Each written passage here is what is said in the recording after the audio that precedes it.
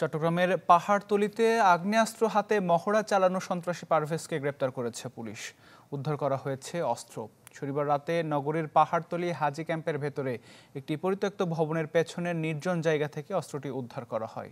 পাহাড়তলী থানার ওসি বাবুল আজাদ জানান, শনিবার ভোরে তাকে গ্রেপ্তারের পর প্রাথমিক জিজ্ঞাসাবাদে সে তার কাছে থাকা অস্ত্র হাজি ক্যাম্পে লুকিয়ে রাখার কথা জানায়। রাতে তাকে নিয়ে চালানো অভিযানে কালো পলিথিনে মোড়ানো অবস্থায় একনলা এলজি বন্দুক উদ্ধার করা হয়।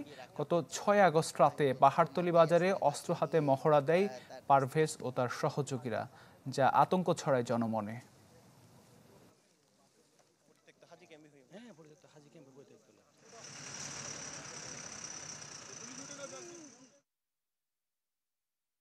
তো আজকে আমাদের একটা সংবাদ ছিল, একটা সন্ত্রাসী এই এলাকায় মধ্যে আছে। ভোরের দিকে আমরা সংবাদ পেয়েছি, তাকে আমরা আটক করি। তাকে বিভিন্ন পর্যায়ে জিজ্ঞাসাবাদের এক পর্যায়ে স্বীকার করেছে সে একটা অবৈধ অস্ত্র তার সেখানে হাজি ক্যাম্পের পিছনে একটা পরিত্যক্ত ভবনের আশপাশে এখানে লোকে রাখছেন, মাঠের নিচে রাখছেন, সংবাদ দিচ্ছেন। তার প্রেক্ষিতে তাকে আমরা আটক করি। তার তথ্যের ভিত্তিতে আমরা আজকে এখান থেকেই, আপনারা দেখছেন সবার সামনে, সে নিজেই এখান থেকে বের করে দিল। যে 163টার মতো অস্ত্র চট্টগ্রাম মেট্রোপলিটন পুলিশের বিভিন্ন ক্যাটাগরি এবং ক্যালিবারের এখনো আমরা উদ্ধার করতে পারি নাই। সেই অস্ত্রগুলো উদ্ধার করার জন্য আপনার যে আমাদের উদ্ধার অভিযান অনবরতই আমরা চালিয়ে যাচ্ছি।